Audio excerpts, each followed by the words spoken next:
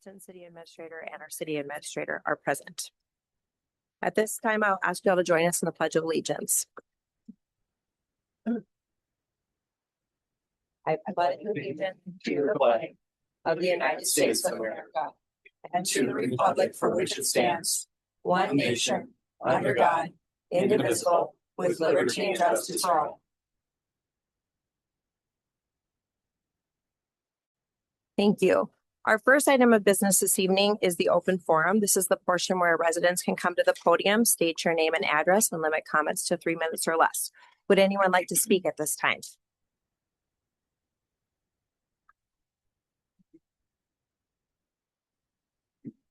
Thank you, Madam Mayor, Council, fellow residents. I'm David Swab, 16135, 71st Lane Northeast, just south of the VFW soccer fields. I'm going to give a couple of pictures to pass around to the council, and then we'll pass them through, of the fire in our townhome complex in July of 2023. Just to show our hands behind me, who has resided in that since then? Okay, great.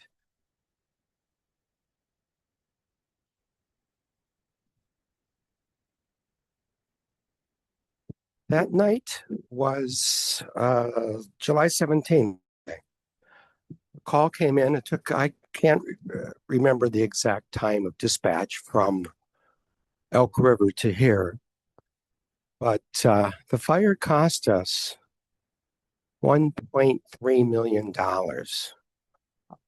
It's a 4-mile response distance from Elk River to our townhome location. It's 2 miles straight down the hill from the new fire station.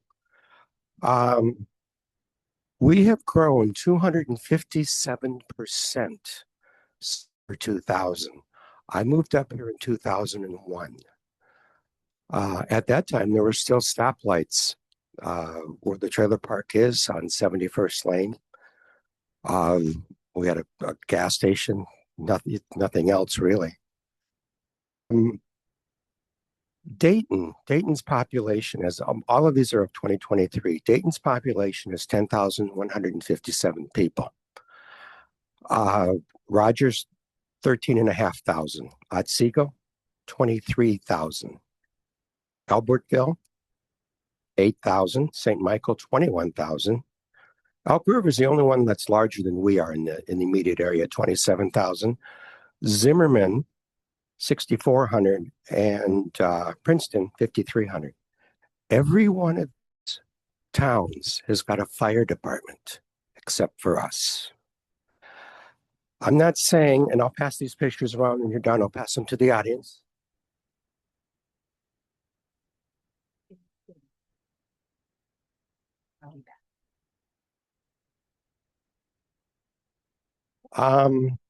You know, perhaps 10 minutes or 5 minutes would have saved a couple of these units.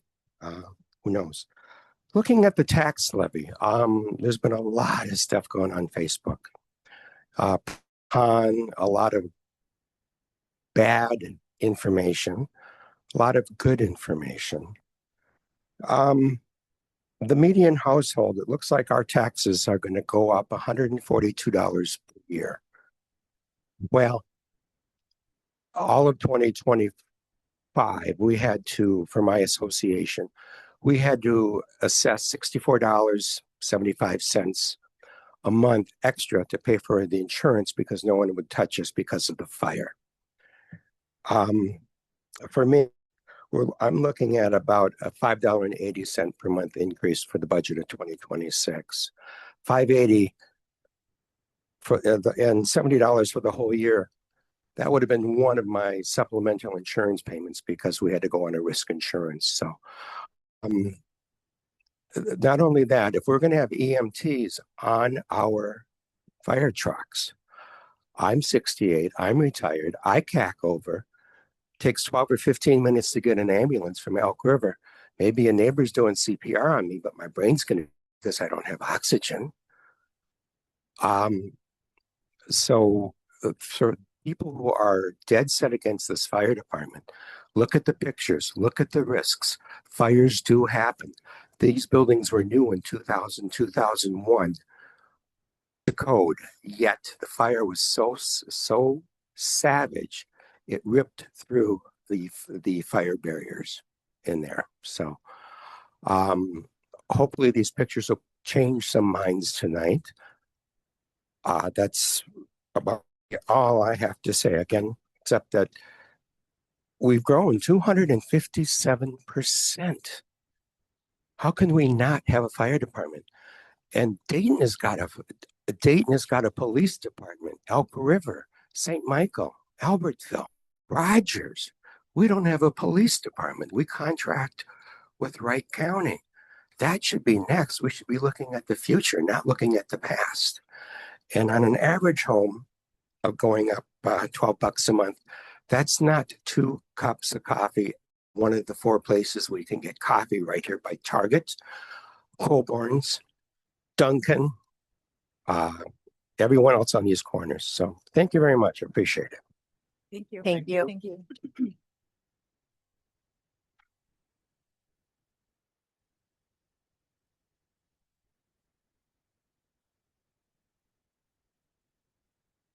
Hi, my name is Nathan Anderson, 16780 65th Street Northeast. I've got a handout for.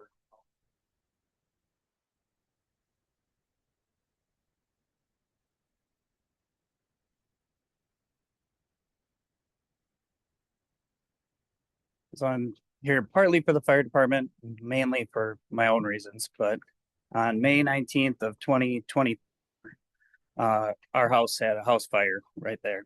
And Rogers, Elk River, Dayton, everybody else showed up to it. We didn't have one. Our house was total loss. It was what it was.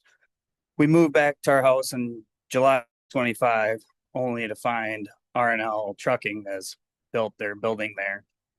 And we were notified of it. It looks like a notice went out in 2021 that there was going to be a building built there, but it only went out to people that were within 300 feet of it. I live across the cornfield from them at about 1,200 feet from it, so we never got a letter in the mail. It says in the newspaper that we're on your guys' website that we're supposed to look at it up on the website or on newspapers and get it ourselves, and somehow everything about everything. Neither here nor there. As you can see, those pictures are of what is existing now, all their lights and everything that are glaring through my windows. Literally, I can sit in my living room while I'm watching a movie with my kid, put my hand on the wall and make puppet animals on the side of my glass. And that's at 1,300 feet. So I reached out to Mr. Licht here, and November 24th, followed up December 1st, nothing has been done with it. And the only thing that actually happened is on November 28th, after he reached out to R&L Trucking, is that at about 11, 12 in the morning, they sat there with their backup beepers on their trucks blaring all night long. I then got to call the wonderful Wright County him go deal with it, because 1 a.m. when I'm listening to backup beepers in my house at 1,300 feet is insane. I shouldn't be able to hear the backup beepers in my house in the first place. According to the noise ordinance, I shouldn't be able to hear them at 50 feet. So I'm asking that's happen with these lights. It's not code. It's against every law that I can read. It's against the building diagrams for the building. As far as the noise, Mr. Lick says there's nothing that he can do because it's not a part of the MPA nighttime noise limits. However, in your guys' noise ordinance 5-1-8, it says it shall be unlawful for any person to willfully make or continue or cause to be made or continued any loud, unnecessary, or unusual which unreasonably annoys, disturbs, endangers the comfort, repose, health, peace, safety, or welfare of others, precludes the quiet enjoyment of their property, or affects their property's value. I'm going to say if I'm listening to a backup beeper at 12 decibels, that's the same as a concert. Now, they do make a backup beeper that transfers to white noise. And when you guys were approving this, the Commissioner Coles had addressed it and it just kind of got wiped off the thing. And several other people raised noise concerns and nobody seemed to actually care. But according to the nuisance noises, section B, it also says the sounding of any horn or signaling device on any automobile. That's considered a nuisance noise. So then I shouldn't be able to hear this at 50 feet. I shouldn't be listening to it at 1 a.m. You guys approved them for 24-hour service. If they're 24-hour service, somebody needs to build a wall. There should have never been that there. It was when I moved here in 2018 or 19, that was zoned to be houses. And then you guys went by and changed the city plan without a vote.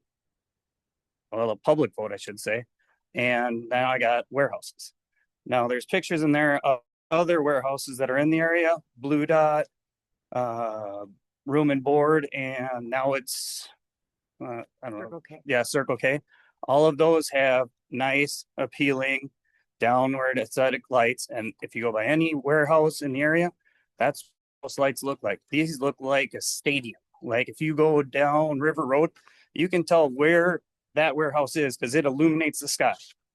And then their fueling station has non-conforming lights. I own a gas station. The lights that are inside the canopies have to be inside the canopy. They cannot push light outwards. It has to go straight down. It can't exceed past the canopies. I can see those plain as day from my living room. So I asked that you guys do something with this. I've been waiting since, well, I finally filed the complaint in November and I've still got nothing. I'd like that if nothing happens, you guys ask them to turn lights off because Thanksgiving dinner, it's really fun looking at a football stadium in my backyard. I also say that if you guys are looking for money or whatnot to this wall, maybe look into the $1.2 million tax abatement that you gave them to build it. Or you could roll that money into the new fire department. But that's all I have. Thank you. Thank you. Thank you.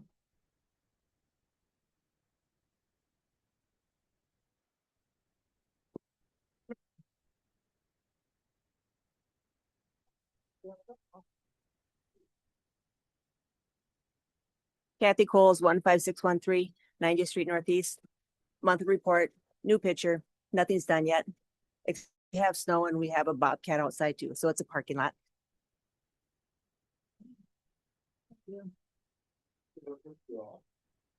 I live, yeah, it's not for you. I live next to Coburn's and feel your pain on a smaller scale. Garbage cans are supposed to be contained. I'm not supposed to see their garbage. I've been looking at it for 5 years, working on it. Thank you. Thank you. Thank you.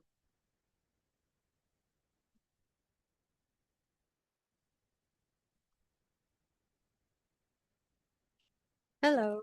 Hello. Hi. Mary Bartholomew, 7589 Odell Lane, Northeast Otsego. I have no pictures for you.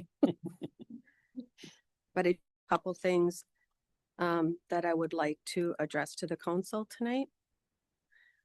I was here last week with Truth and Taxation.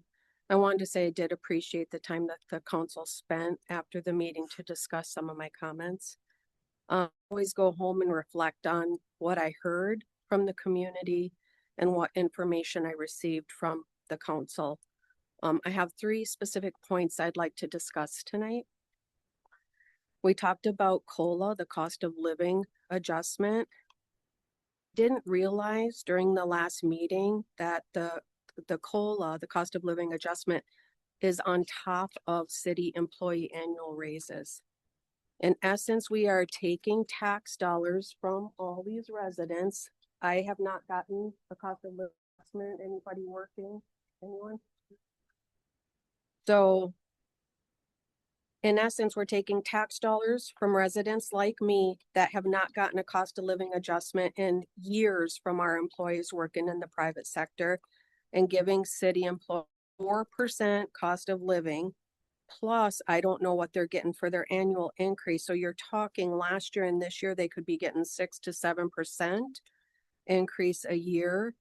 And I always feel for employees. I don't want to be shorted, but in years that we're having budget deficits, it makes me think about that because the official federal Social Security percentage increase is 2.8 for cost of living adjustment, with many federal employees getting 2%. I don't understand where the 4% is coming from on top of the annual increase. So they could be getting 6 to 7% increase in both years. And I'm asking the council to relook at this and reconsider the level in which we're funding this at instead of the federal guidelines. Why is it higher?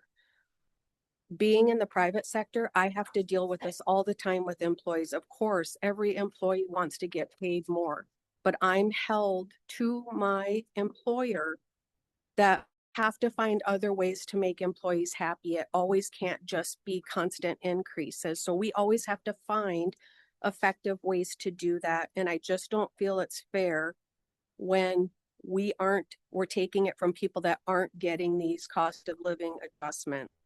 So I just ask that you reconsider that. The fire station, during that discussion last week, you noted that you've had public meetings, which I do agree that you have had on the fire station, and the information is on the city site for anyone to view. We also talked about that the Economic Development Administration, so how the fire station got funded, that the council doesn't technically have to get votes from the residents on city property. Most of the buildings were built through an EDA. I'm going to tack on to what this gentleman said. I've been on the website. It's cumbersome to find information in a manner that makes sense to most of us trying to search laserfish documents. When we asked at the last meeting based on our input, how do we get specific feedback? There wasn't still clear direction or answers, since this meeting isn't meant for you to actually respond to us. I am asking council to reconsider how you communicate to residents.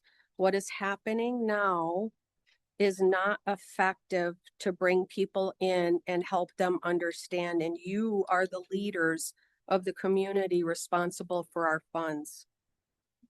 And then lastly, the agenda tonight included future projects for 2026 to 2035, projects with extremely large price tags in the drinking water utilities category, which are as follows.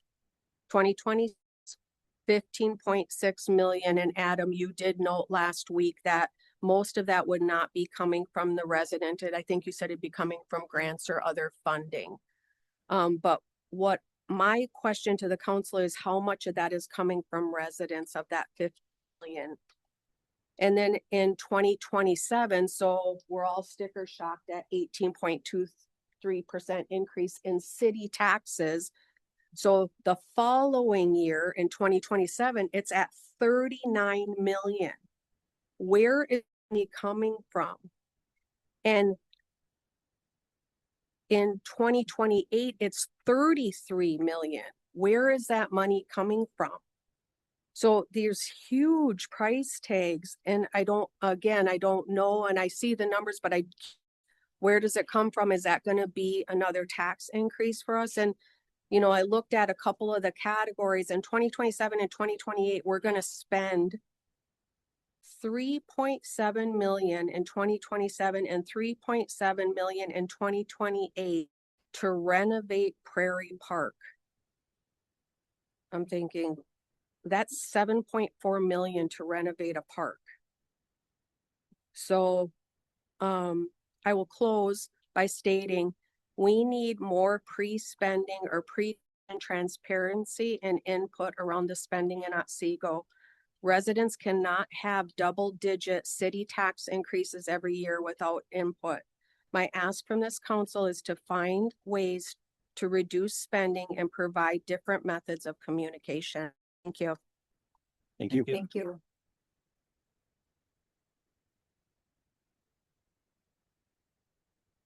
Any other comments?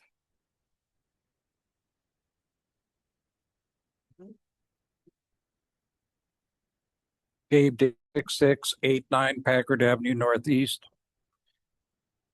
I notice on your agenda tonight that you're going to be approving a whole heck of a lot of spending under the consent agreement. Way before you ever hear from the fire chief giving his presentation, his findings, his information, towards the very end of the meeting. Now, wouldn't you think you want to listen to him and see what ideas he's got, whether he can have cost savings or additional costs from his presentation before you come up with a levy and a budget? I think so. I'd like to know what did he find out? Which savings has he come up with? What additional spending has he found out about? That should all be part of the budget. We're also scheduled tonight to approve another $1,018,591.35 to pay for the fire station. Seems to me like every month you guys are spending over $1 million on the fire station. When is this ever going to end? Next year it's going to be more expensive because you're going to be bringing on board firemen, equipment, and all the other outlays. The other question I've got is on your budget.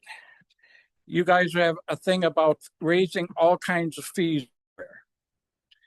When Jacob Olson was running as mayor, he came up with the idea of increasing the fees to the developers to bring them more in line with the surrounding communities. And his idea was by doing that, we could raise millions of dollars and reduce the tax burdens on the citizens of Otsego. Have you guys done that or even looked at that? Why or why not? It seems like it's pretty easy. If we've got the lowest fees, why don't we raise them on equal footing with the rest of the other communities and cut the taxes on our citizens? And then the other thing I've got is, are the contracts with the other cities? We haven't heard crap about them. Going to continue? Are they going to be discontinued? What's going on? I know there's been meetings between the fire chief and Adam with the various fire chiefs of the surrounding communities. What was discussed? I haven't seen anything. Now, tomorrow night, there's supposed to be a meeting for Public Safety Commission. At their last meeting, they were talking about having a tour of the current fire station. Is that still on? Has that been changed? Anybody know? That has been changed. It will be here. Okay, so it's not going to happen tomorrow night. Okay. The meeting is, but the tour of the facilities is on. Correct. Okay. And the other thing I've got is several citizens over the past few months have asked for a public forum between the city council and the citizens to discuss the fire station, where the city council would respond to them. They could ask questions. Mayor said that she doesn't want to do that until we hear from our fire chief. Well, tonight we're going to hear from him. Can we get a date, time set to have such a forum, or are you going to totally not do that? That's my question. Okay, thanks. Thank you. Thank you. Thank you. Thank you.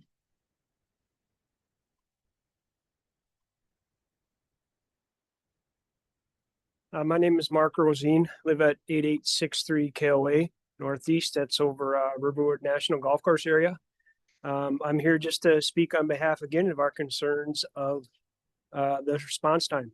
We've talked about it before, the West Enders and the West Enders, kind of not the furthest West Enders, but current response time is probably going to be doubled for against the future response time of the new fire department. So our concerns there, and of course you got whatever the number is, 30 million that most of you have decided to spend on the department going forward. But there's many citizens in the city that their response time is likely doubling at based on the location of where the current building is versus serving the West Enders. So I just want to consider that and have you consider that. And obviously, as mentioned, it could lead to another station, and it's more and more money going down that road. So again, I guess we're at a point where you're really going to need to consider that tonight.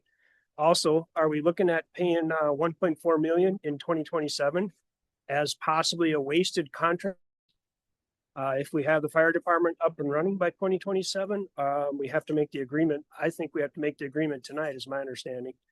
So are we going to have $1.4 million spent on contracts that technically will be not active or we won't be using? So thank you. Thank you. Good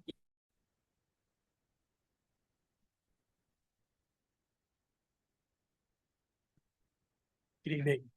My name is Mike Riley. I live on Jandell Drive in the northeast section. I just have a couple of comments, and I've been in public safety for 50 years now almost. And I've lived in a number of states and worked in a number of states in public safety. And I've been here for going on 5 years in Otsego, which is great. It's kind of a happy, sad thing. It's great we moved in. And the sad part, of course, is that Otsego is becoming a bigger city, and that's very sad to me. The more rural, the better. And well, that goes with the woes of more taxes and growing houses. You get more tax money from more people, but it costs just as money. You want a house that seats 5. Well, it comes with sewers and roads and electric and all the things that go with it, including law enforcement coverage, fire coverage, etc. And on the fire coverage, I know that I've watched this go back and forth, and in reading some of the back and forth on Facebook, which is probably sometimes more entertaining than the federal government. And that's very difficult. It is, I don't think a lot of people understand, but this is the first place I've ever lived in that didn't have a fire department. It's the only city I've ever lived in that doesn't have a police department. There are, obviously there are solutions to that. The sheriff's department provides an excellent service at a cost. And of course, the fire departments have been coming from, you're paying fire departments from all over the place to cover. You now have the fire department. I support that 150%, having your own fire department. Having been a paramedic for almost 40 years, even though they're not paramedics on board, they're not equipped as paramedics, but they are first responders. They're first responder trained. It's not just the fire. And of course, my house can burn down as long as somebody takes care of everybody that was in it. And that's really the idea. And having your own, I support that. The other thing I want to just mention is that all this confusion and all this talk back and forth about mutual aid and are we buying mutual aid this and are we buying that mutual aid? Well, this is also the first state I've ever lived in where people charge for mutual aid. Mutual aid is just most cities and states is exactly what it is. We'll mutually go to your assistance when you mutually come to ours, and we don't pay for that.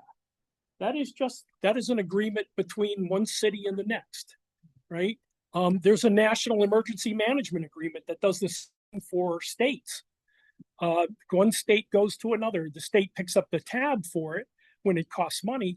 But so what I'm going to say is that there is no doubt in my mind, and I know the chief hopefully will give us some greater insight tonight, but there's no doubt in my mind that if somebody picks up the phone and somebody is calling in a working fire with potentially endangered people on the northeast side of town or the southeast side of town, and there is a closer fire department, or that call is such that it sounds like it is going to be a significant call, that the dispatch can dispatch both entities at the same time.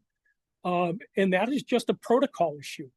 And that's whether or not it. And as far as I'm concerned, even if contract with Elk River and somebody calls them for mutual aid, I'm not sure they're going to say no in coming.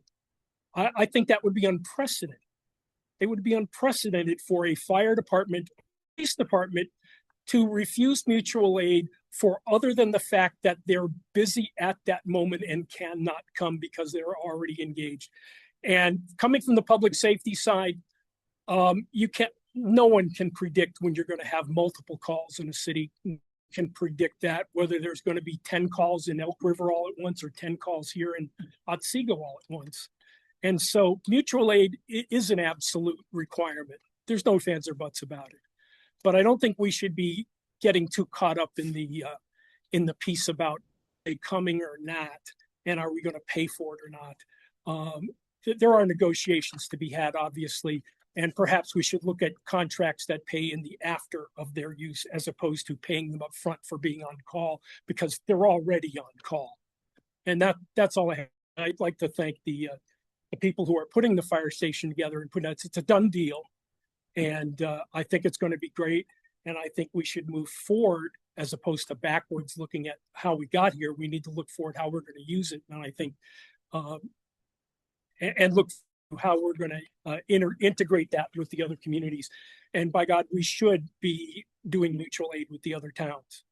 You have a resource that is a very expensive resource. You've got specialized trucks, specialized people, and fires to work a fire is a very, very difficult thing, and it requires backup. It requires rehab, which means people have to be rotated through. It requires mutual aid in most cases if you have an absolute big fire. And so I didn't have anything prepared, so I'm a little back and forth here, but thank you for listening, and that's all I have to say. Thank you. Thank you.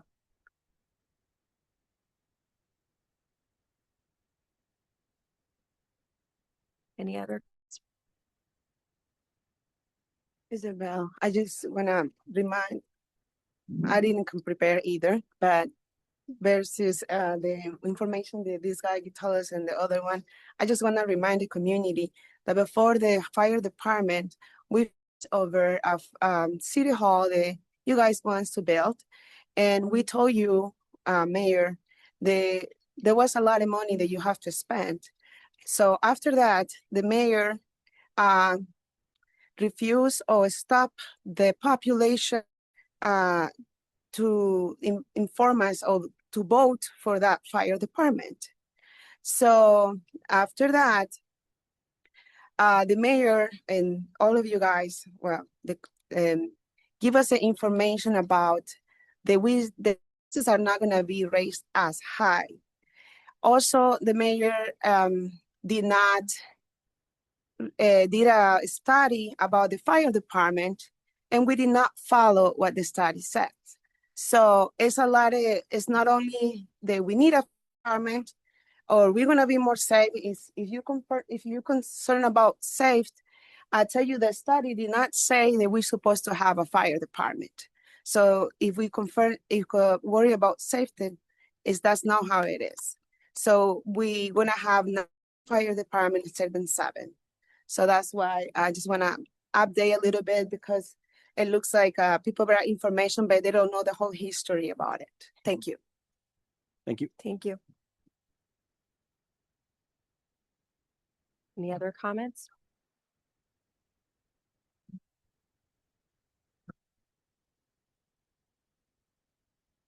Vincent Peterson, 14064 67th Circle. Yeah, well, my mind isn't changed about the fire department. So I guess I'll at that because I'm not that great of a public speaker. If you don't understand by now, the benefits or the pros and cons, I mean, you never understand. And I did want to bring up though is that one of the things you're going to be voting on tonight is the fee increase.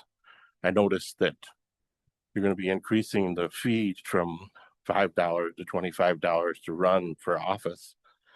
And I'm wondering, is the receipt book getting more absorbent, or what's going on with that you need to raise the fees on people trying to seek public office?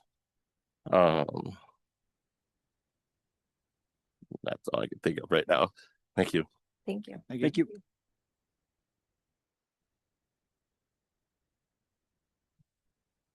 Any other comments?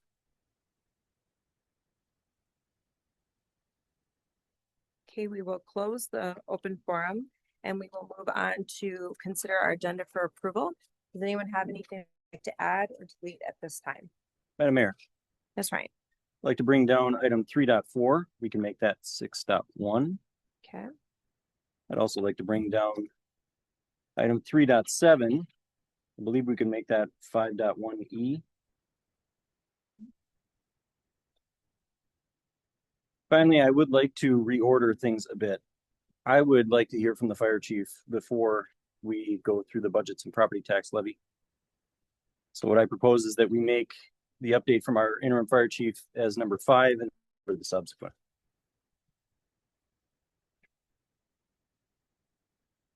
Is there a second on that? With that, I would move to approve the agenda as amended. Is there a second? Second. Motion by Ryan, seconded by Michelle. Does everyone have the changes? Yep.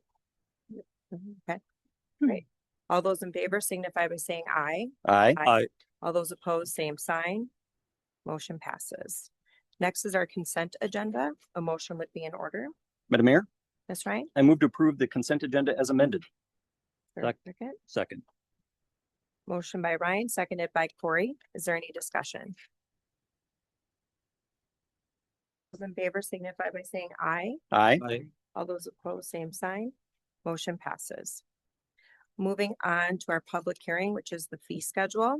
We'll have a presentation for the proposed 2026 fee schedule by our city administrator.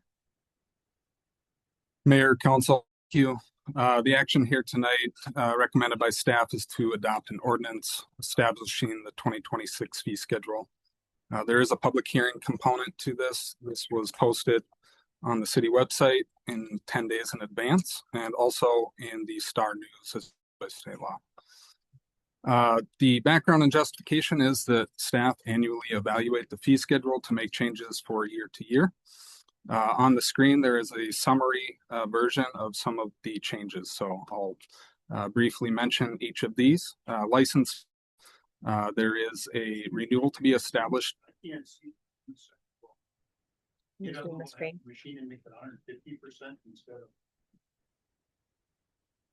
Appreciate it. Sorry.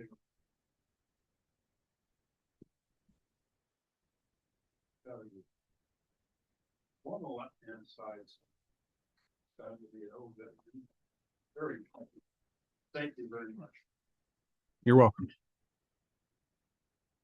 So we have a license fee change related to liquor licenses. So there is a change for that.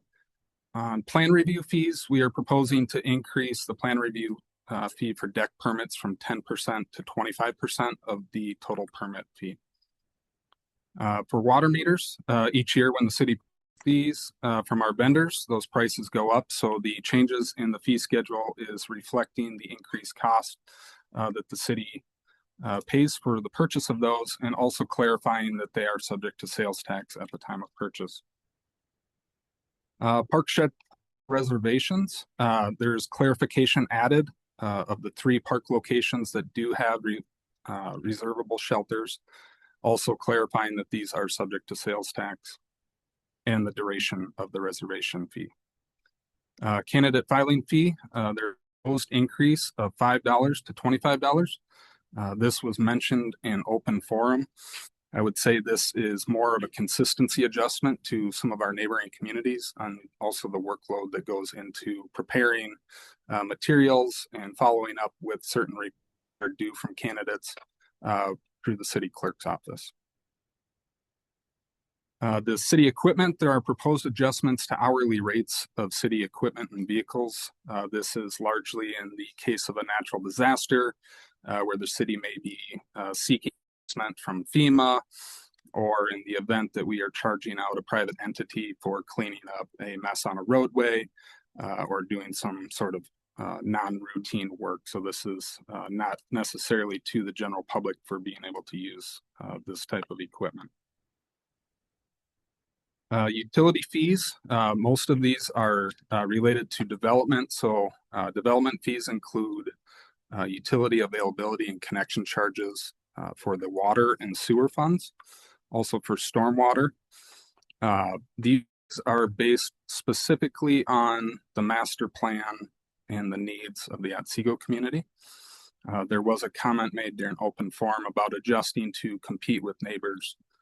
Statute is very clear as allowing a maximum amount that is justifiable within each system. So while a neighboring community may have a fee that is less or a fee that is more, that's because that fee is designed based on the infrastructure needs of that community. So in 2023, the city commissioned a study to verify that our were justifiable in accordance with statute, and the increases proposed in the fee schedule reflect the results of that study.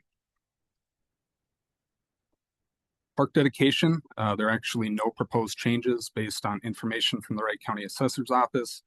There's no support to change, increase or decrease that fee due to no change in land values. Stormwater impact fees, much like the water and sewer development fees, the city has done studies of multiple watershed districts throughout the community and determined infrastructure need and the areas that go into those watersheds and what the cost of maintenance and future development of those systems would be. That is a 3.41% increase based on inflation. Lastly, stormwater utility fees. This is a utility bill charge for those lots platted after November 15th, 1990, and pays for the operation and maintenance of the stormwater utility system. Documents included in your packet, red line of the fee schedule to show those changes, a clean version, and a summary of ordinance 2025-12 that would be used for publication in summary form. As a reminder, there is a public hearing component to this item. Mayor. Yes. Just one additional comment to Administrator Flaherty's presentation in response to the comments during the public hearing. The city can only also impose fees on new development that are authorized by statute. So that's where the basis comes for the stormwater, the park dedication, and the utilities. Otsego used to charge a fee for developers that led to construction of major roads like Odine, Page, 75th, etc. That was struck down by a lawsuit against the city of Woodbury. It hasn't been reauthorized through statute to allow the city require that, so we're unable to use that as a revenue source to have those streets constructed. Likewise, we can't just impose fees to offset taxes generally on new development. It's basically a user's pay type system in its truest form. Thank you. All right, this is a public hearing, so I will open the public hearing. If you have any comments regarding our 2026 fee schedule, please come to the podium, state your name and address.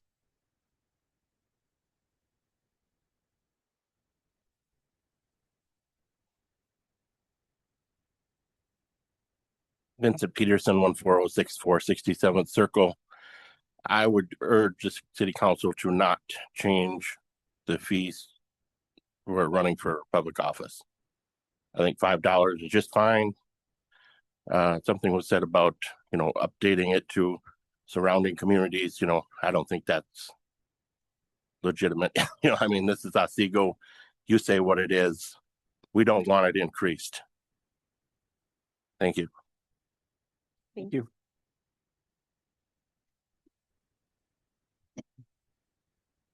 Any other comments?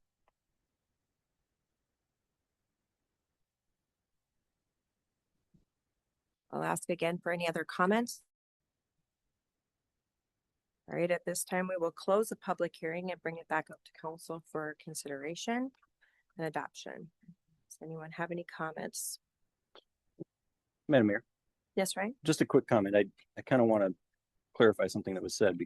My memory serves, I don't have the information in front of me, but our WAC fee is about half of what we could justify based on our current infrastructure needs. So we're, in a sense, under on our WAC fee by about 50%.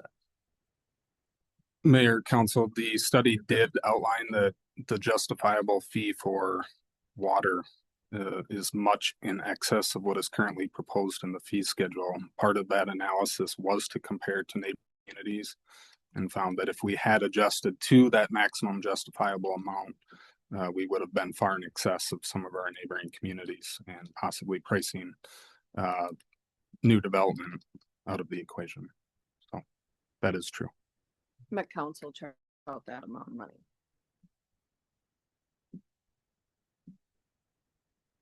Any other comments? All right. A motion would be in order then if there are no other comments.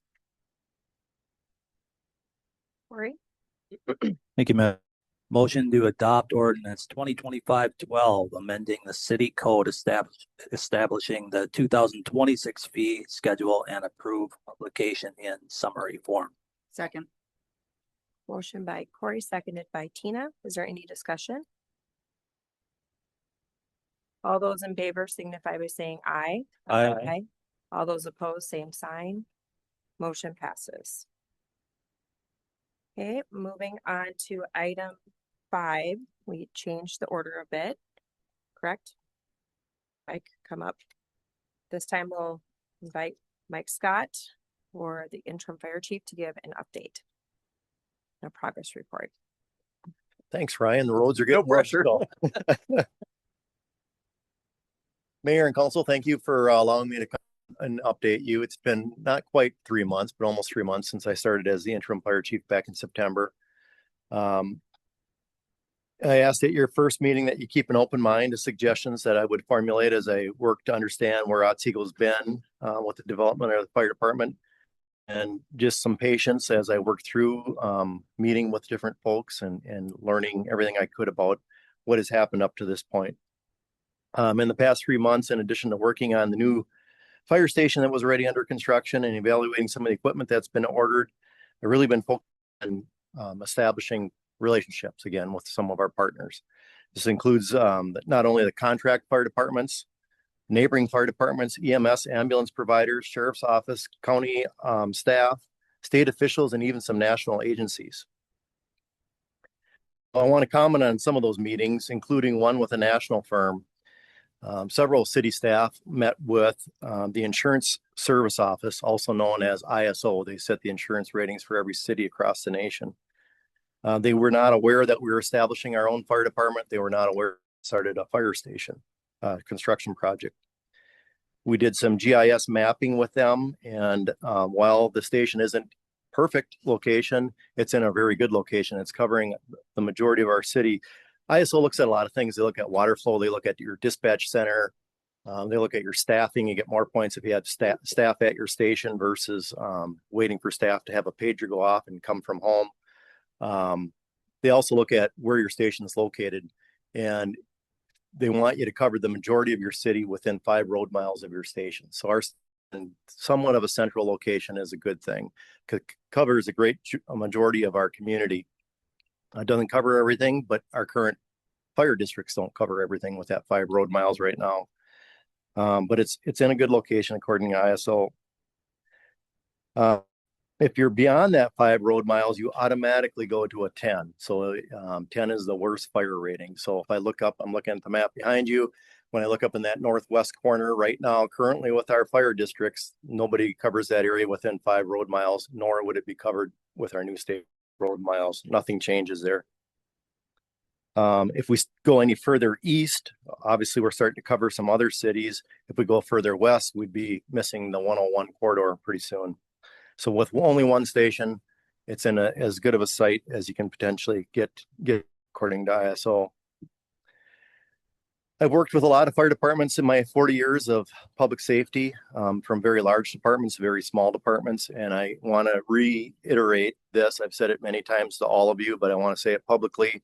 Elk River Fire Department, Rogers Fire, Albertville Fire Department are all very impressive fire departments that are professionally led by fire chiefs. We have no issues with their service. They're good departments. Yet none of them are immune from the staffing challenges facing paid-on-call fire departments across the state and the nation. The state fire marshal just closed a request for proposals from consultants. They're going to do a fire service assessment in Minnesota. So they're going to look at all fire departments, 780 fire departments in Minnesota. And one of the common themes is the growing crisis of losing paid-on-call staff or volunteers. It's happening at a record pace. Minnesota, I believe, is this relies the second most on volunteer fire departments than any state in the nation. So it's really affecting Minnesota. The key to a effective fire department is you have to have a reliable, predictable, and sustainable staffing model to be successful. This becomes a challenge if you're relying 100% on community volunteers to come to the station when their pager goes off. It becomes very unpredictable because you don't know how many people are going to be available at any given time, and you never know how quickly they're going to be able to get to the. You never know how quickly they're going to get enough staff to roll a truck to get to the call. And more communities are finding out that they can't rely 100% on community volunteers anymore. It's just not a sustainable model. This is why more and more cities are changing to combination staffing models, fire departments. So there's paid on call departments. There's combination departments where you have some part-time, some full-time, and there's career departments. Career is 100% career staff, no volunteers, no part-time staff.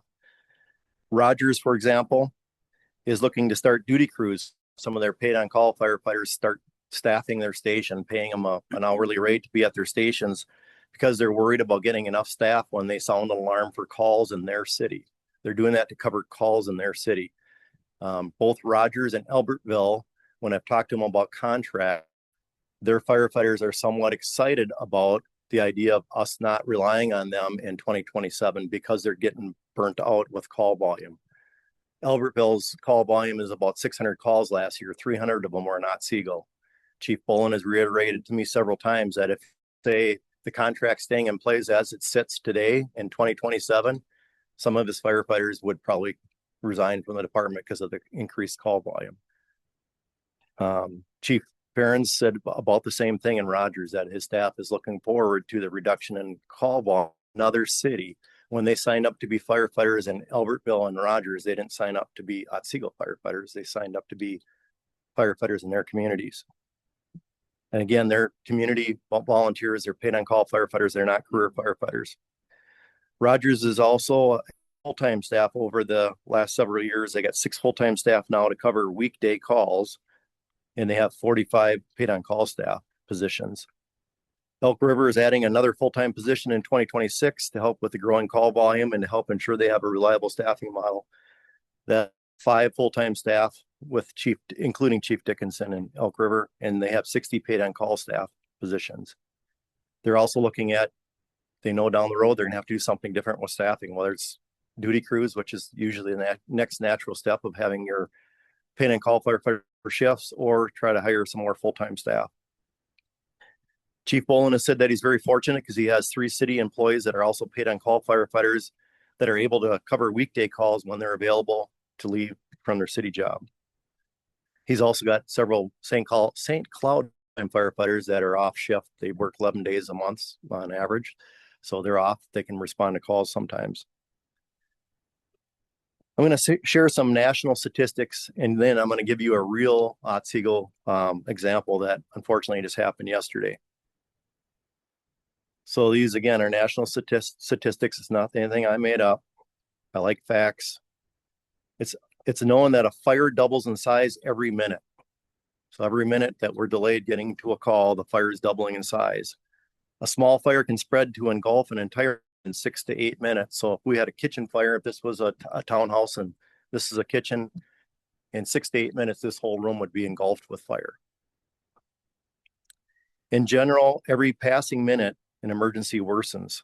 So we've talked a lot about fires, but what about our 5 EMS calls that we go to a year? In a medical non-breathing call, brain death begins to occur within 6 to 8 minutes of the heart stopping. The NFPA, which is the national standard for fire departments, they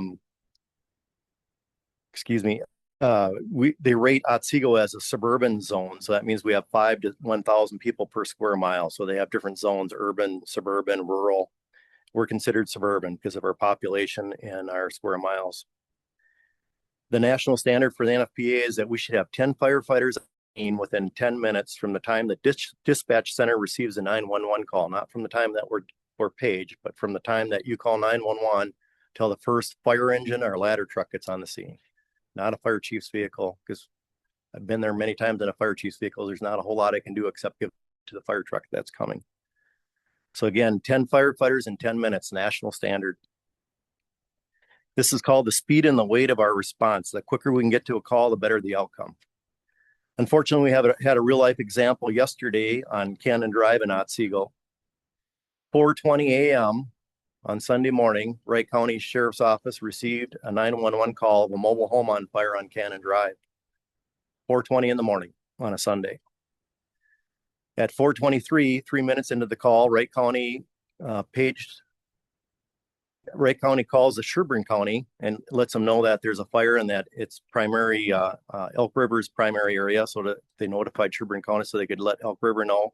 And at the same time, they also paged Albertville Fire Department. So 3 minutes into the call, they paged Albertville, notified Sherburne County. At 4:25, 5 minutes after the 911 call, Elk River Fire is paged for the fire call. 8 minutes into the call at 4:28, Hennepin County pages Rogers for the fire. So to the point of, we have it's actually six fire departments if you count how many fire departments are in the cities that cover us right now. We're in Wright County and we have Hennepin County, we have Sherburne County. So our dispatch center has to physically pass those calls on to the other counties. And on a structure fire, all three of those departments are summoned.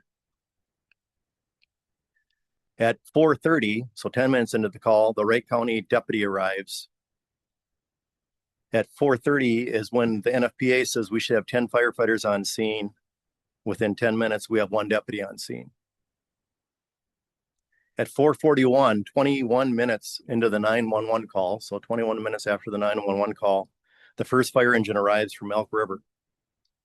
21 minutes. Fire doubles in size every minute, 6 to 8 minutes to engulf a room. At 22 minutes into the call, Albertville and Rogers fire engines arrive. 21 to 22 minute response time to house fire. I'd ask people that are opposed to starting your own fire department, is that acceptable? Because that's what right now with the contract services. This isn't a reflection on the departments. They're excellent departments, but we're dealing with 3 different counties right now. That's always a challenge, even in 2025. You wouldn't think it would be, but it is. So that's a delay. And then we're having people woken up at 4:30 in the morning, firefighters driving to the station. It was kind of cold out that morning, waiting for enough staff to get there to drive a truck a long distance. And they're not like driving my Dodge Challenger here, which I could probably get here a little bit quicker, but it's driving a really big truck here, which you got to be careful driving those trucks, the weather that we're having. And again, this isn't a reflection on the sheriff's office. This isn't a reflection on our dispatch center. This isn't a reflection on the fire departments. They're all good services, but that's what you're getting right now with your contract services. So if that's okay with you, then absolutely station and don't start a fire department. Now let's talk a little bit more about EMS calls. Just to kind of clarify a couple things. There's different levels of training for first responders. So the basic usually is a first responder. So a lot of officers, some firefighters, especially volunteer departments, they'll be first responders. The next step up is EMTs, emergency medical technicians. And then there's medics. Some fire departments do have some medics on. Bloomington's starting to run medics, but it's pretty rare. Most fire departments, they're going to have their full-time staff be EMTs. EMTs, and we work with our medical director, which in this case would be the Alina doctor. We can get variances and we can do a lot of things that first responders can't do. The firefighters that I worked with at Egan were EMTs, and getting EMTs on the scene 10 minutes ahead of an ambulance, because again, just as a reminder, we have 3 different ambulances that provide coverage to our community. None of them house an ambulance in our community because we're at the end of their service areas. None of them plan to house an ambulance in our community. We don't control that. They're their licenses. We have no control over that. What we do control is having firefighters that are highly trained EMTs getting on scene 6, 8, 10 minutes ahead of an ambulance. And again, according to our medical director, Dr. Nick Molaska, having highly trained EMT firefighters in 10 to 15 minutes ahead of an ambulance will save lives. Because again, brain death starts 6 to 8 minutes when you're not breathing. So having firefighters doing effective CPR, we can do some meds with the doctor's approval. We can do a lot of things to prepare that patient for the ambulances. So that's severe medical calls, right? So you might say, well, how many of those out of the 500? Because there's a lot of sick person calls. There's a lot of low-level medical calls. So those low-level medical calls, our deputies are responding to right now, and they're waiting a long time for an ambulance. While that deputy's on scene, time for the ambulance, and especially on a low level medical call, because that ambulance might be coming a little bit slower because it's a routine call. That deputy's tied up for 10, 20, maybe 30 minutes waiting for an ambulance. We're paying that deputy to be a deputy, not to wait for an ambulance. So now we're tying up one of our resources, law enforcement resources, waiting for an ambulance to arrive. We can take that role as firefighters. Our firefighter EMTs can take that role. They can provide good patient care while we're waiting for the ambulance. They can do blood sugar. They can do a lot of things while they're waiting for the ambulance. Building a fire station in Otsego isn't a new idea. As a matter of fact, I've talked to, Chief Bruce West. I've talked to Chief Cunningham, both past chiefs of Elk River. Elk River suggested building that Otsego should build a fire station years ago. So this isn't a new idea. You guys have had this presented many times, multiple studies. I think one of the things that's missed is, so even one of your contract cities, 20 years ago was saying, you guys need to build a fire station. They weren't going to build it for you. Elk River residents weren't going to fire station in Otsego and pay for it. Can you imagine how upset their residents would be? They were suggesting that you should build a fire station and they would help you manage it. 20 years ago. You're the 40th largest city in Minnesota, one of the 10th fastest growing cities in Minnesota, and within 30 plus square miles that you have. And in my opinion, not having a fire station at this point in your planning is really, quite honestly, pretty poor.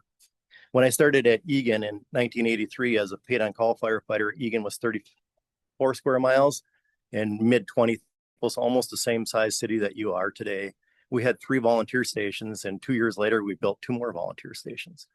So it's really mind-boggling to me and many of my counterparts in public safety that there's not a fire station in Otsego. Who manages it? How is it paid for? I'm sorry, but those things aren't as important to me as serving your community.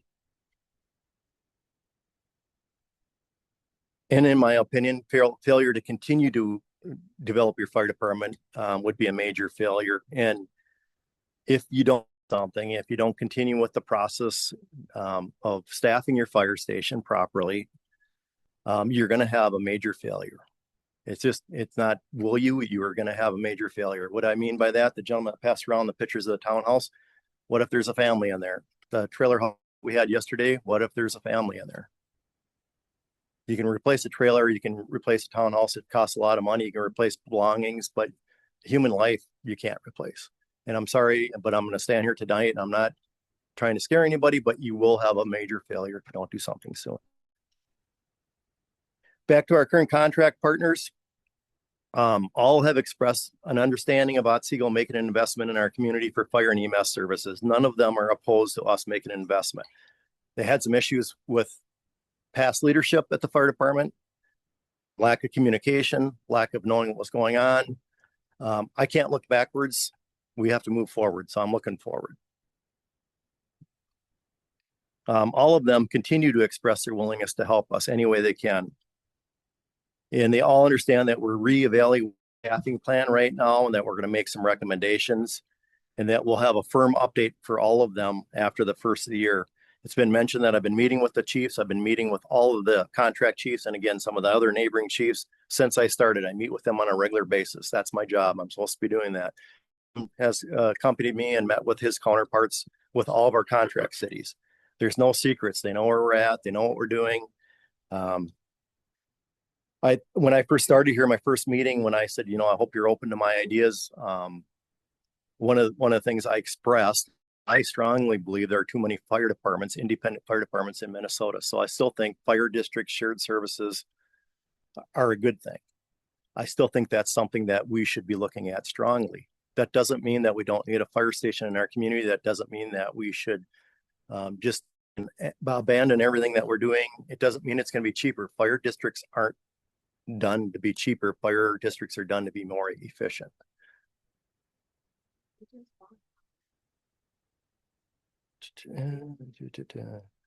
Let's see. None are concerned about our 2027 contracts yet. A few have expressed that the staff are relieved to know that they soon won't be responding. I already said that. None of the fire chiefs have expressed to me that they're concerned about us renewing 2027 contracts. We're still talking.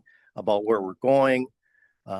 They've all expressed that if we have a reduction in a request for 2027, they're all willing to listen to that. I don't see any need to have contracts as they are today in 2027. That'd be absolutely crazy to have 2027 the same as 2026. The difference is, and the gentleman that spoke a little bit ago really hit home on it, is the previous chief wasn't talking about mutual aid. Mutual aid has to be mutual. We will be mutual aid partners. So that trailer house fire that happened yesterday morning, if that happens in January of 2027, after Otsego is operating a fire department, we're still going to be on a house fire like that. We're still going to be getting help from our neighbors. We're still going to have Rogers coming. We're still going to have Dayton coming. Whoever's closest should be coming. That's the way the service works. That's what we did in Dakota County. That's what we did in Scott County. It didn't matter who was closest. That's who we called. The difference is we will also do the same thing for them in exchange. And I mentioned this a little bit already. Every one of our contract cities, Rogers, is dispatched by Hennepin County, which has caused significant delays in them being quickly dispatched for our calls. Rogers is also in talks with communities in Hennepin County about shared services. Chief Ferens has expressed potential disconnect with calls coming from Wright County to Hennepin County. And, just as an example of the 3 departments that respond into our community now, they all respond to different levels of EMS calls. Rogers responds to any type of EMS call. Elk River Fire Department respond to EMS calls unless requested by the ambulance or the sheriff's office. And Albertville responds to just very serious EMS calls. We're already having different levels of service to our residents right now with our contracts.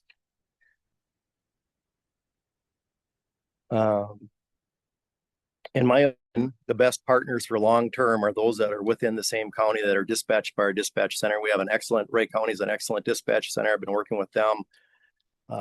And not only dispatched by the same dispatch center, but monitored by the same dispatch center. So when I was trying to get call information from this yesterday, and I called our dispatch supervisor, she can't tell me what time Elk River got there. She can't tell me what time Rogers got there because we don't dispatch them. We can't hear them. That's not safe. What I would like to ask tonight, I'm just going to hear things real quick. Sorry. Well, and one gentleman talked about, especially that northwest corner. I don't disagree with that. That's not covered well right now by Albertville, and it's not as far as the 5 road miles from our new station. The one thing to bear in mind is having firefighters at the station and not waiting for people to be paged. And again, I grew up as a paid on call firefighter. I loved it. I think that it's a great opportunity.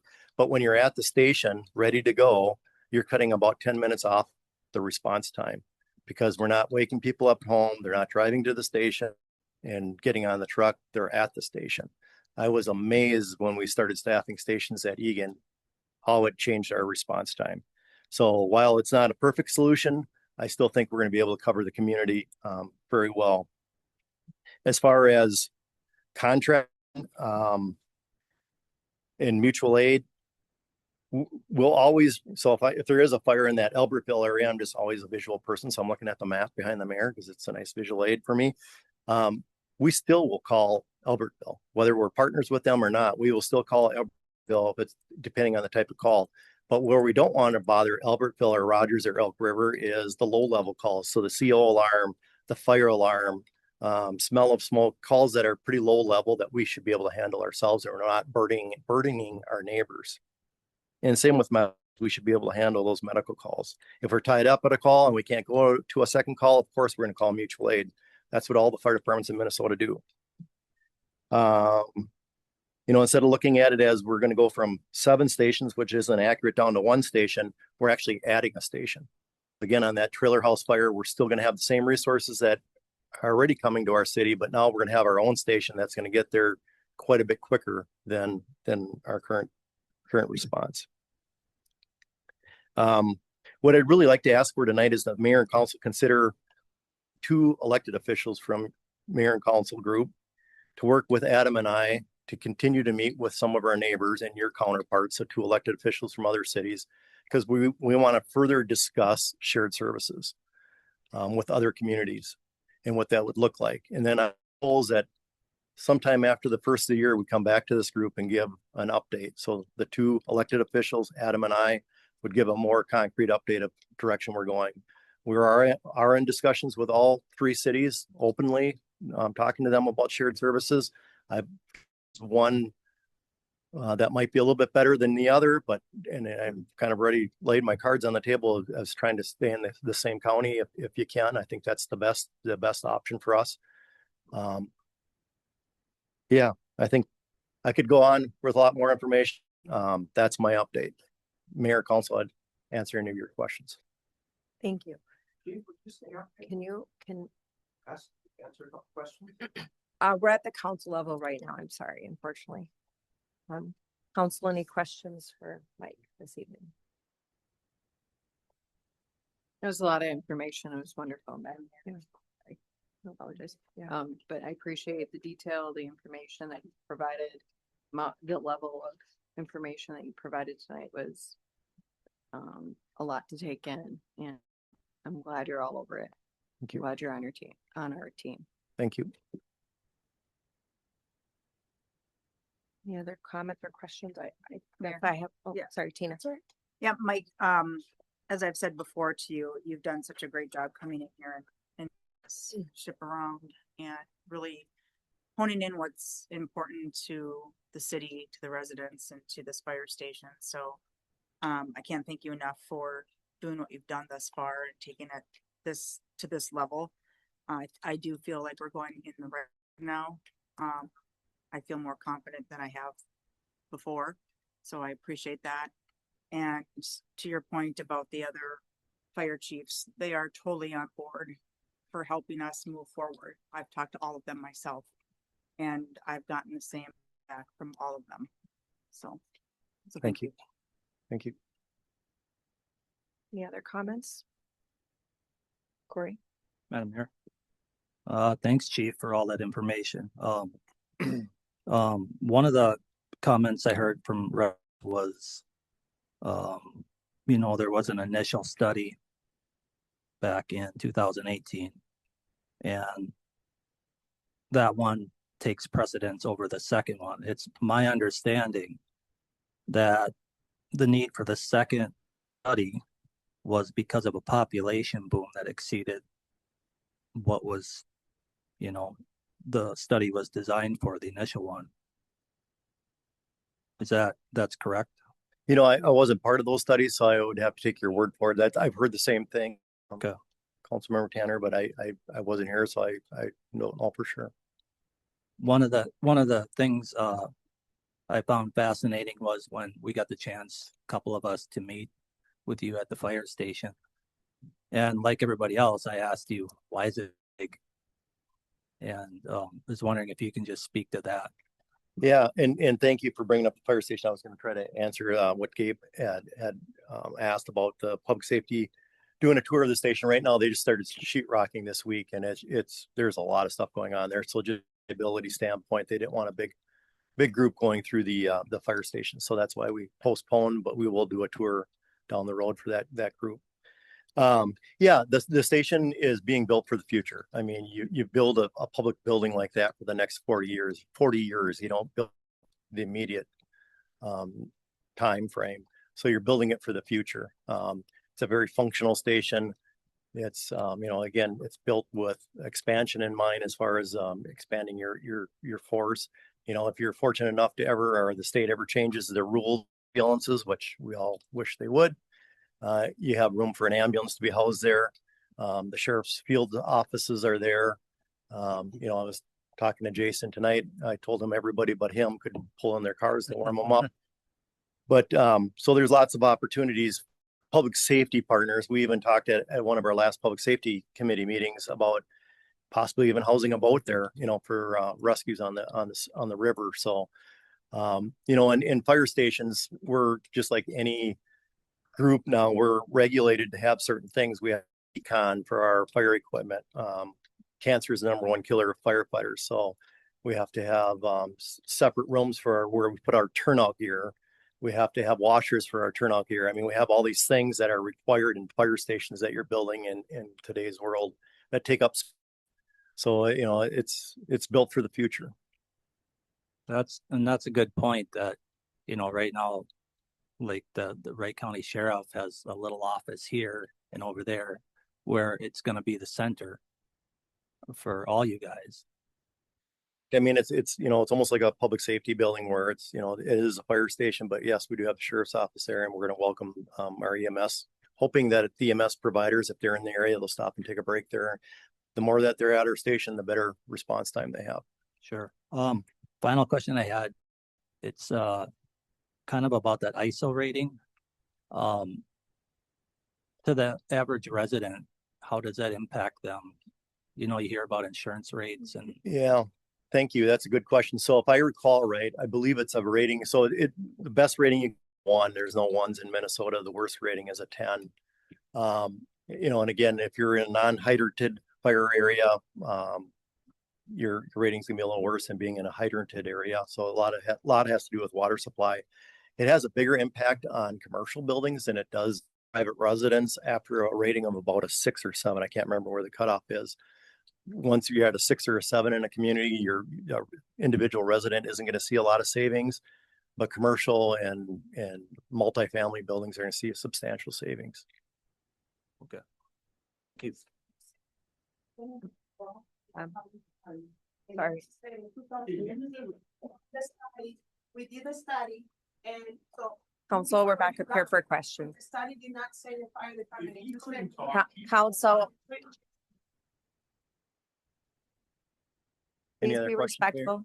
Yes, thank you. We're back up here at the council level. You just. I will comment to the resident that is speaking. There were full studies, there were discussions that were had, and as referred to Bruce West, that was the chief of Elk River. Bruce is the one who worked with the city that said that they should secure the first site that they have over by the Round Barn. So those are in minutes that are public. Those were discussed at the time. And as Mr. Scott said, it was never on the table that those other communities were going to pay for us to have a fire department. Yes, would we love for those other residents to pay for a building or to bring fire trucks over? Sure, great. But we knew that that was not the case. So, but I think, Mayor, if I'm correct, when I was talking to Fire Chief West, he said it was 2008, and I believe the land is still owned by the city. the land is still owned by the city. That is correct. Yeah. Thank you. Thank Yeah. you. Right. Sorry, Ryan. Sorry. Just a couple things. I think, you said you're not in the business of looking back, and I can appreciate that. I think there's a lot of people who probably just like to move forward and ignore what has gotten us to this point. I can't do that because I'm an elected official, and my responsibility is to ensure that taxpayer money is being spent appropriately. In order to do that, I have to be aware of where that money has been spent, the decisions that were made that went into it, so that we can avoid some of those mistakes in the future. You, from everything I have heard, have done a fantastic job. And I think our city is much better for having you in the position that you are in. Not just you with the experience, but also as a contractor. That allows us to be more open about what's going on. For a lot of residents, they probably don't know, but as employers, the city council is required to protect the rights of city employees. We are not allowed to criticize our employees in a public setting. We have to rights of due process. And so if there's an issue going on with an employee, we can't just call them a liar or ask them to come up to the lectern and correct things. It just doesn't work that way. I point that out because I'm a contractor. And so the citizens should have confidence that everything that we say to you is not going through a filter. With that said, I think there's some things that I feel I have the responsibility to point out, because The citizens have spent a lot of money up to this point, and they're going to continue to spend a lot of money. So after spending over $400,000 in salary and benefits for your predecessor, we got a staffing plan that makes no sense and significantly underestimates the total operating cost. We got equipment that was never ordered despite long lead times. We got a community risk reduction team that added risk to our community. We got a ladder truck that previously told us we don't need. We got a poor reputation with other cities, not just our neighbors, but others in the firefighting community. Our EMS providers, State Fire Marshal, State Fire Chiefs Association, and others are all disappointed in our lack of communication. Our trucks and station were laid out according to designs. A liability waiver was signed without the council's knowledge that removed the manufacturer's speed governors on the fire trucks. Our trucks were designed to be strangely unique, which makes them incompatible with surrounding cities and mutual aid partners. By my estimates, the relationships that improved were those with vendors who wined and dined our former chief and are now demanding we order from them. No standard operating procedures, no department policies, no training plan. We couldn't even provide the spec sheets for materials or equipment that the construction and design firms needed because we didn't have them in the first place. We didn't have the variances from EMS providers needed to expand care.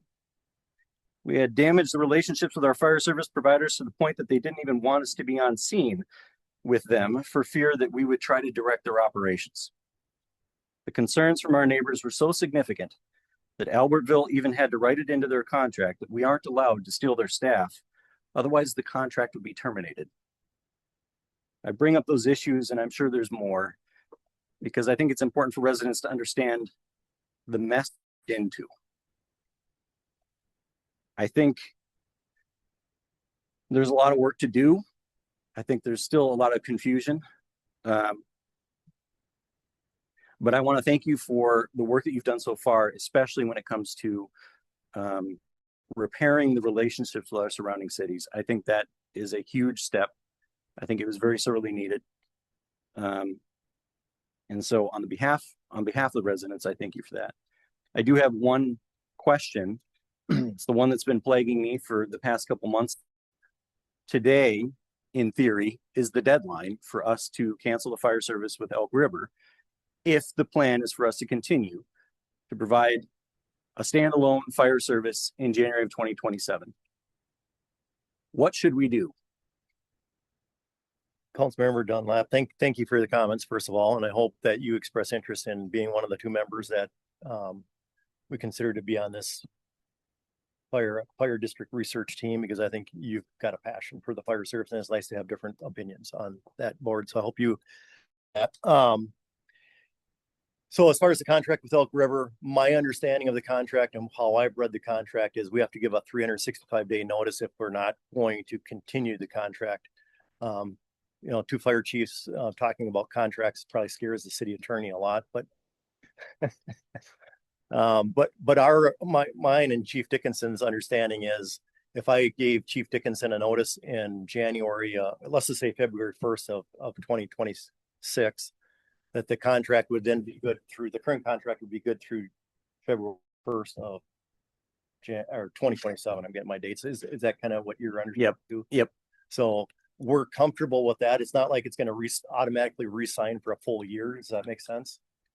So we're comfortable saying that, you know, right now we go into early 6 not knowing what the answer is. I know the answer is, in my opinion, is none of the contracts would look like they do today.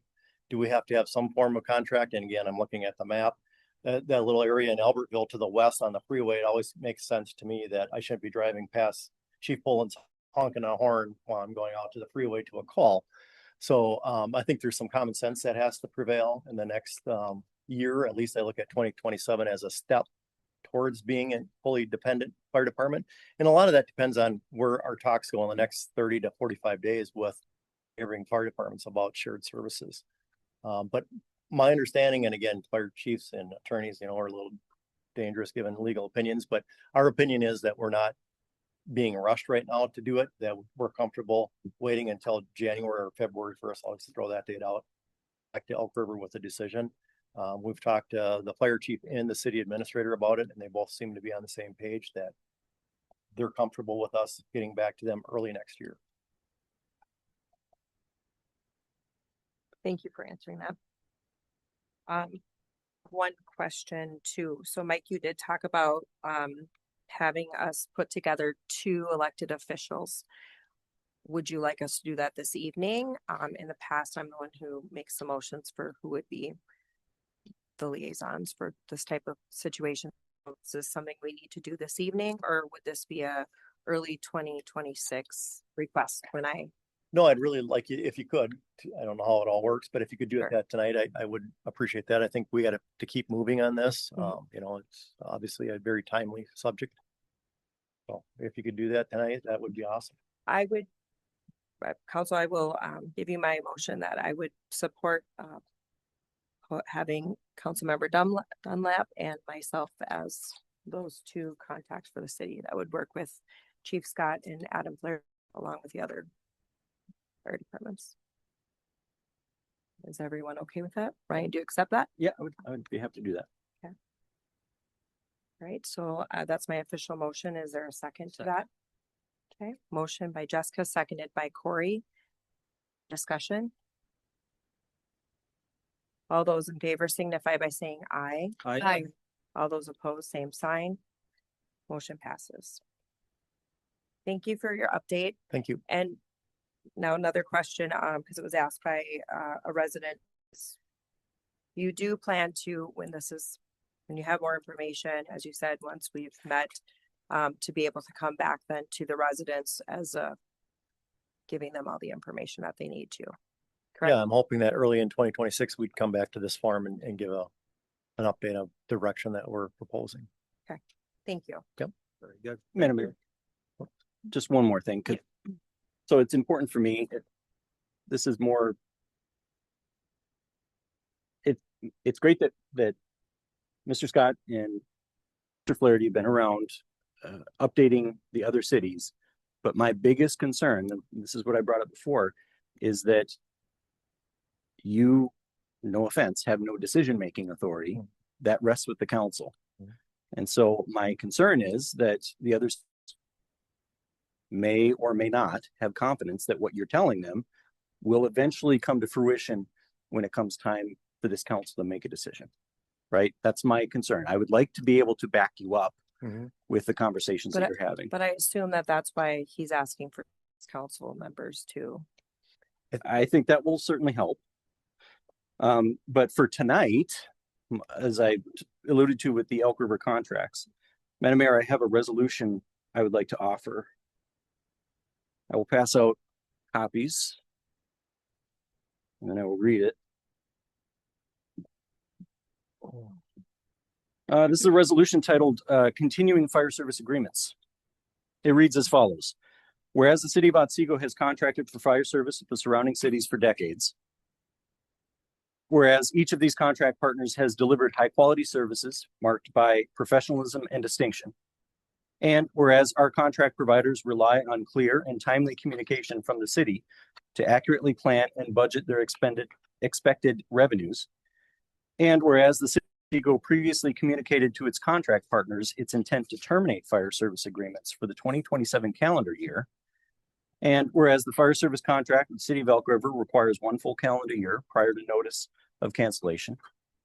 And whereas the fire service contract with the city of Rogers is for a 1 calendar year at a time.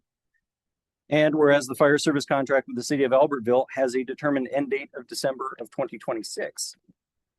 Now, therefore, be it resolved by the City Council of the City of Otsego, Minnesota. Number 1, the city will require contracted fire service from all partners during part or all of the 2027 calendar year.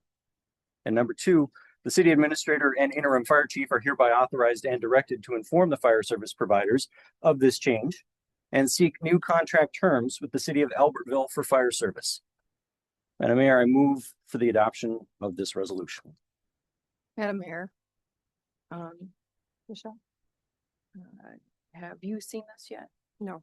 Okay. None of us have seen this. Have you has Councilmember Dunlap distributed this to our legal counsel so they can review and comment tonight? Point Point of order, Madam Mayor, I made a She made a motion. motion. He made a motion, so we are waiting for a second. If there's discussion that would like, you just second the motion discussion. Is there a second? Motion fails due to a second. Dave, there was a question just presented by Councilmember Gunn. Point of order, Madam Mayor. The motion failed. There's no discussion. That's the way it works. If you wanted to discuss it, you second it. Dave? Well, Mayor, I don't have to answer that specific question about whether I've seen it before, but I can just tell you, I agree with Chief Scott's interpretation of the contract. There's no particular deadline for now on that contract. It goes for a period of 1 year. It requires 1 year termination notice, which doesn't have to happen right now. If it happened February of 26, it would continue through February of 27. So it requires the 1 year notice provision, which doesn't mean it has to happen tonight. Thank you. Thank you. Ryan, I appreciate you writing this. I'm just a little, I don't appreciate that. We're all getting this evening, and it seems out of line to just all of a sudden pass it out to us without talking about it. I know you've brought it up, but we haven't directed staff or anyone to formulate this. And so I again appreciate that you wrote it. It took the time. Just seeing it tonight, I think it seems out of line for all of us to make a decision. It's a fairly straightforward resolution. We just last week or last meeting, we just signed a memorandum of understanding with the county of with Wright County for the use of or potential use of equipment. This is the same thing. This is us sending a message to the other cities. Hey, we still need your help. That's all it is. My concern again is that this council has been inconsistent in the past. There's clearly some contention on the council over the specific direction we're going to take. Something like this would help send the message. We still need your help, at least in the beginning of 2020. And as we've been told by Chief Scott and Adam Flaherty, they have made that very clear in their talks with both the chief and the city administrators. Madam Mayor, that is great. I think that is the right thing to do. The council should not be undermining that effort by refusing to clarify our position. That's what it comes down to. We had an opportunity just now to back up what Mr. Scott was doing. Have you seen this, Mike? I have not, Mayor. Corey? Mayor, I would agree. I think this is out of line. If anybody's undermining it, Councilmember Dunlap, I think you're undermining the person we hired and are paying to do this job for us. Madam Mayor, just point of clarification, it's been stated that I am out of line on a couple of times. Can you cite the specific rule that says that I am not allowed to offer resolutions for this council to vote on? My comment was just, if you reached out to anyone, if staff and if anyone had seen this before. I've provided it prior to this council meeting to ensure that staff had a copy for the record. It's a fairly simple resolution. It doesn't require a legal review. Dave and did you guys get a copy of this? Mayor, Council, we received it from Councilmember Dunlap early between 6 and 7 p.m. this evening. I forwarded to City Attorney Kendall.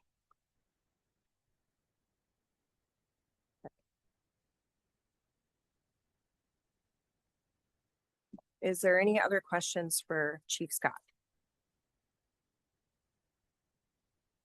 Thank you. Thank you, Mayor. Thank you, Chief. Thank you. Right. Moving on to item 5.1 is our 26 budget and property tax levy. Adam.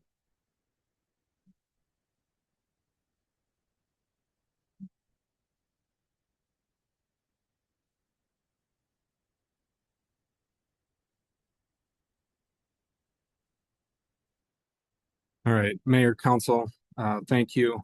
The recommendation from staff is to adopt resolutions related to operating budgets, the final property tax levy, and the capital improvement plan. There was a public hearing component held at the Truth and Taxation meeting on December 2nd, 2025. The memo outlines a number of things. I'm going to just briefly outline this. So there's the general fund budget. There are public utility budgets, debt service fund budgets, special revenue, economic development authority, and then I get into outlining the property tax levy and the capital improvement plan. I'm going to move to the resolution that's being presented for adopting the operating budget. So section 1 is the general fund revenues and expenditures for 2026. And moving down to page 2, there are public utility funds for 2026. This includes the water utility, the sanitary sewer, stormwater utility. As a point of clarification from a question at the Truth and Taxation meeting, there are no property tax sources that help pay for the operating of the public utility funds. Section 3 outlines debt funds for 2026. There are property tax and special assessment sources of revenue, and debt service principal and interest is the expenditures. Section 4 outlines 3 special revenue funds in the form of tax increment district. The sole revenue source are those tax increments, and the expenditures are economic development in nature. Section 5 is the Economic Development Authority for 2026. The revenue source being lease payments from the city for station facility. The city is sourcing that from the property tax levy, remitting that to the EDA, which then in turn pays the debt service. And the expenditures for the EDA in 2026 include interest and fiscal agent fees on that debt service. So the first resolution is entirely related to the budget. There were supporting summary documents included within the packet. I do like to handle each of these resolutions with individual requests or motions. Can answer any questions related to the budget resolution. Well, and Adam, you did refer to the budget hearing last week, but also there was a question this evening by the resident, Mary, that had asked just about upcoming water projects in 2026, 2027, 2020. Yeah, Mayor, Council, I can review those briefly within the capital improvement plan that's included in the budget actions tonight as well. Perfect. Thank you. I just wanted to address that. All right. Council questions?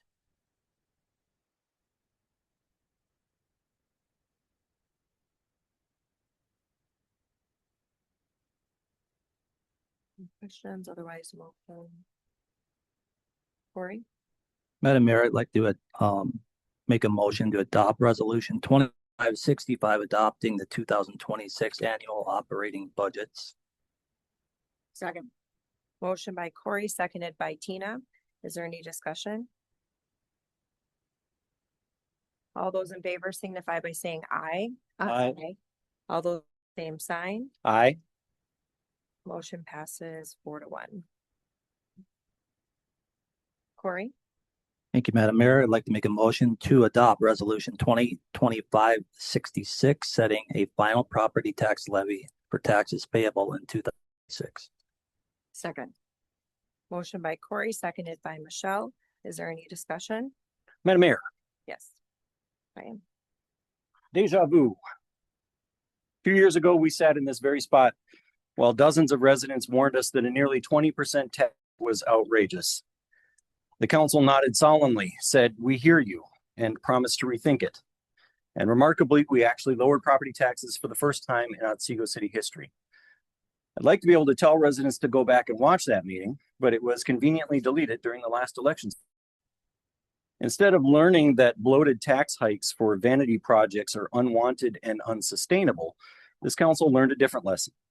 When the public is an obstacle, sidestep them, even if it costs more money and adds more risk. My colleagues decided that the easiest what they want is to silence the people footing the bill. So they use the EDA as a loophole to avoid asking voters for permission before plunging the city into massive debt. And here we are again, same issue, only this time there's no pretense of listening. You've already been deal with it. They want their logo plastered on the side of a fire truck and they're prepared to ram it through no matter what residents think. Citizens deserve leaders who can own their mistakes and operate in the open. Without that, there's no reason to trust the next big decision won't be handled the exact way, behind closed doors with public cutout until the bill comes due. At some point, this pattern has to stop. A city government that hides its missteps, erases its own record, and shuts the public out is a government that has forgotten its oath and who it serves. It isn't about a fire truck or a logo or a single bond, and it's not about me. This is about whether or not the people paying for this get a say. If we allow this kind of maneuvering to become normal, we're signing off on a future where transparency is optional and accountability is non-existent. I won't do that, and I won't pretend that this is acceptable. Someone up here has to say no. Yeah. Okay. Is there any more discussion?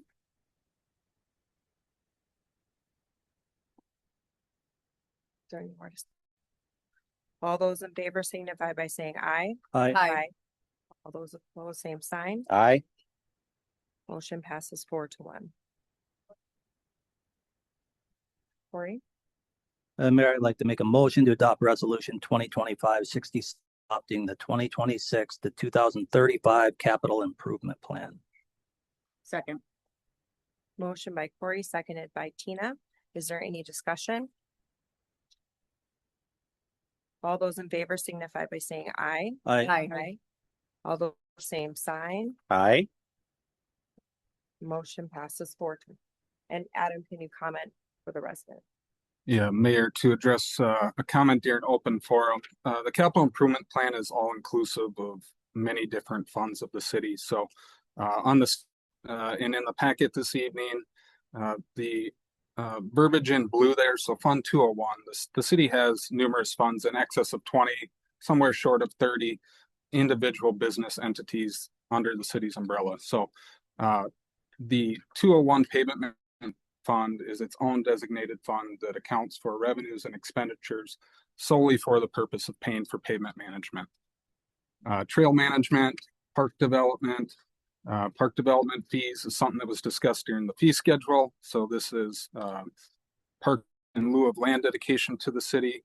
So any of these projects coming out of Fund 203 are generally supported by development fees. Parks capital equipment, this is a property tax supported fund.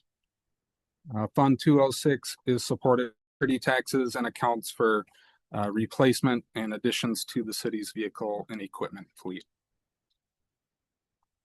Fund 214 is a mix of federal aid dollars, state aid dollars, and local resource dollars through prior properties over the past decade or more.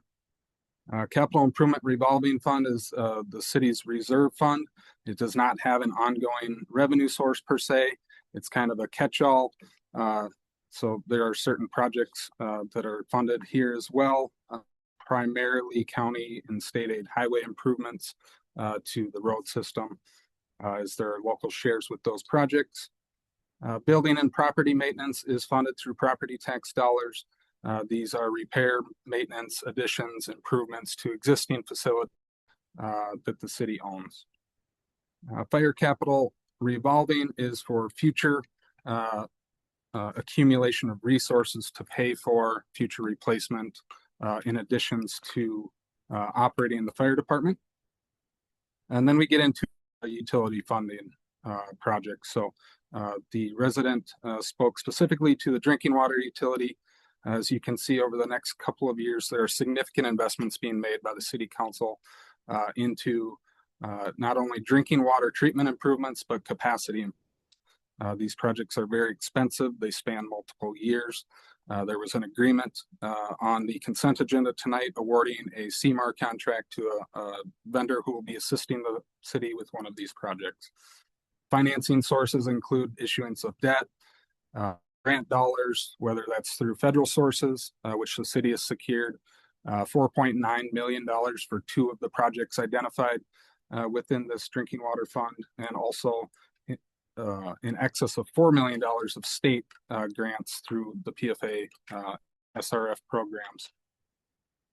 Sanitary sewer, again, funded through a combination of debt issuance, user charges, new development fees, and then stormwater, much less significant compared to its utility peers.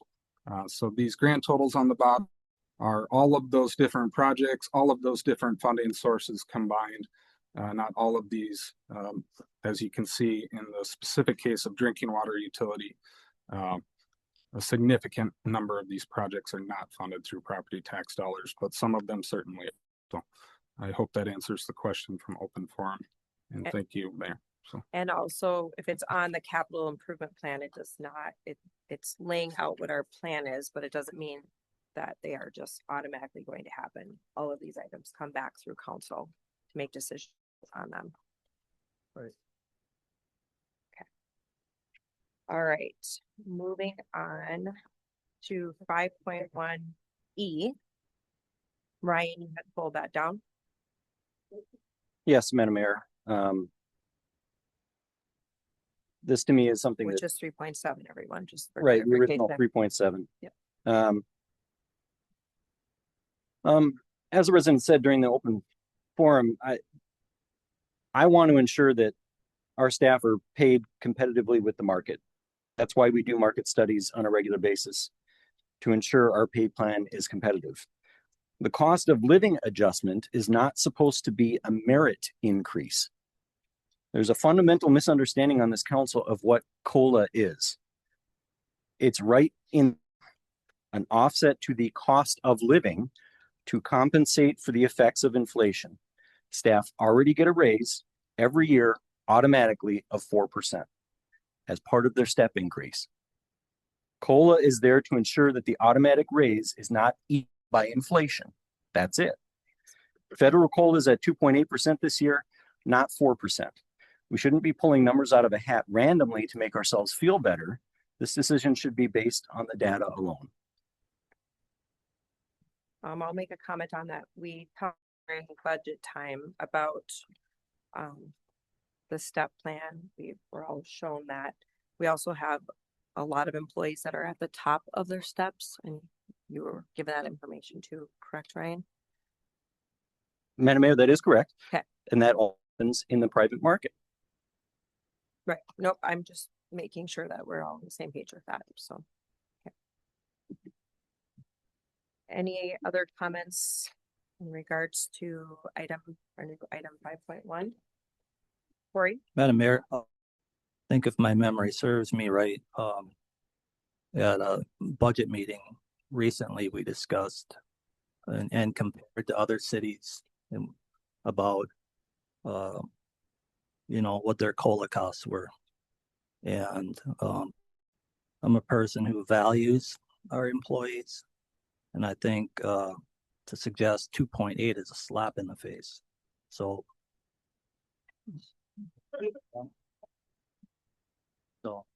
thank you. Any other comments? Madam Mayor, I would just reiterate that was my point. COLA is not there as a raise. We should not be doing that to make ourselves feel better. All right. Are there any other comments? We have this item.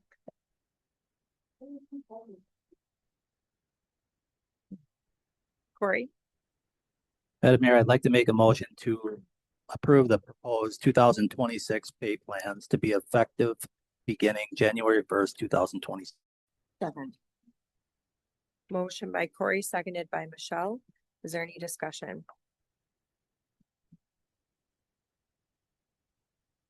All those in favor signify by saying aye. Aye. Aye. All those opposed, same sign. Aye. Motion passes 4-1. Right, we have a new 6.1. Ryan, you pulled that item. That's your original 3.4. Correct? I don't know. I've got a stack of paper. Sorry. Yep. You want it? Nope, I got it. Okay. Yes, Madam Mayor, I wanted to bring this down so there could be a separate vote. I oppose this action because our city is able to receive excellent service from our existing contract providers at a price point that is cost efficient for the taxpayer. If a pay application will bring the total cost of owning our own fire department to a whopping $11,536,951.23, which is almost 8.5 times the cost of the fire service contracts with our neighbors. Any other comments? Corey? Madam Mayor, I'd like to make a motion to approve pay application number 12 in the amount of $1,018,591.35 for the work did on the fire station project. Second. Motion by Corey, seconded by Tina. Is there any discussion? All those in favor signify by saying aye. Aye. All those opposed, same sign. Aye. Motion 4-1. We are under city council reports and updates. Does anyone have anything? I'll just make a reminder that this upcoming weekend is Santa Day. So if you would like to sign up your family, you can go on our park page and get signed up for that event. And also just thank you to all of our staff and plow drivers that have been out there making sure that everything is safe, and looks like we have some upcoming weather. So if we have any issues out there in your neighborhoods, please reach out to staff and address that. So anyone else have anything? Madam Mayor? Yes, Corey. I was just going to mention that the OHPC meeting is canceled for this month, but we'll be back on track in January. Okay. That's it. All right. Thank you. Thank you. Moving on to staff reports and updates, we will move down to 7.2 to start out with, because we've already done 7.1, which got moved up to item 5, is consider cancellation of our regular city council meeting. Mayor, council, completely up to the city council discretion. If you wish to cancel it, it does by code need to be done one regular meeting in advance. So. Okay. Corey? Madam Mayor, based the update we received from the chief, I'll make a motion to consider cancellation of a regular city council meeting on December 22nd, 2025. Second. Motion by Corey, seconded by Tina. Is there any discussion? All those in favor signify by saying aye. Aye. All those opposed, same sign. Motion passes. We are still under staff reports and updates. Sabrina. Thank you, Mayor. No updates. Adam. Mayor, council, myself and Mayor Stockamp have been participating in the ISD 728 facility task force. They released a survey to district residents earlier today, and I would encourage all members of the public that live in that district to check out that survey. The feedback will go back to the force committee and then ultimately as a recommendation to the school board. So I have no further updates. Okay, thank you. Audra. Thank you, Mayor. I have no updates. All right. Dave. No updates, Mayor. Happy holidays. Happy holidays. Dan. Mayor, no update other than to wish everyone happy holidays. Okay. Thank you. Ron. No updates, Mayor. Not wishing us a happy holiday. All right, we'll move it to Sergeant Altman's.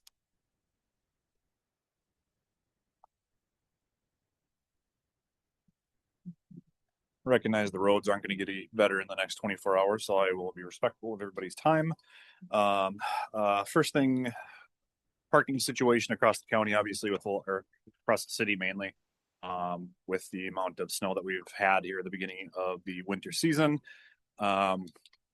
Not great as far as the parking situation. Just we've had way more cars than we would typically do, to the point I assigned a specific deputy to kind of go out and start trouble vehicles or areas to try to notify residents to get the cars off the road. Again, I really dislike doing any sort of citations or anything more beyond that. The city staff the agreement that I've had with them is the same thing, that we don't have to cite anybody. Obviously the last thing we want to tow somebody's car.